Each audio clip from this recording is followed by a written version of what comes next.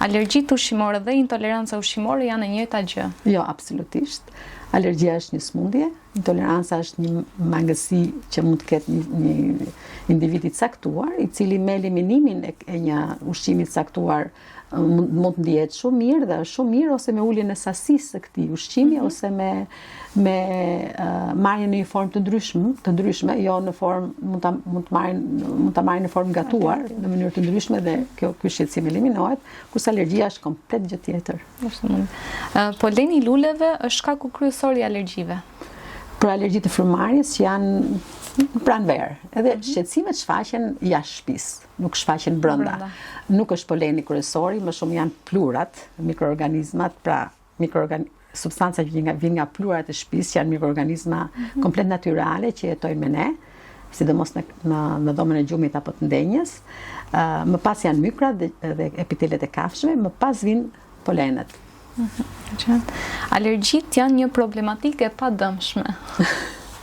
Një pjesë të vogël, shumë të vogël të raste mund të jetë problematike e padëmshme, në qoftë se nuk i kërojmë dhe nuk mjekohen, nuk monitorohen, sigurisht që bëhen kronike dhe bëhen të dëmshme dhe të rrezikshme. Edhe fundit, teshtima e shpeshtë, a është një shenjë një alergjisë? Po. Faleminderit doktoresha. Nëse keni një këshill për gjithë ata që na ndjekin,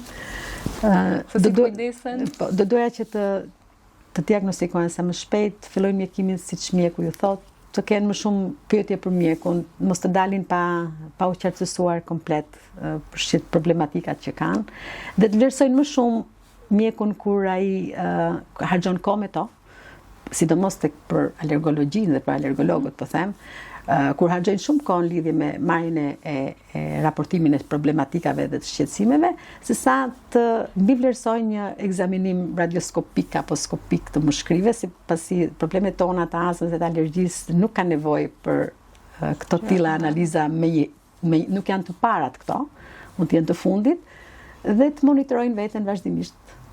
Faleminderit, ishte kënaqësi. Faleminderit dhe ju miq që na ndoqët, bashkë do të shihemi në episodin e radhës.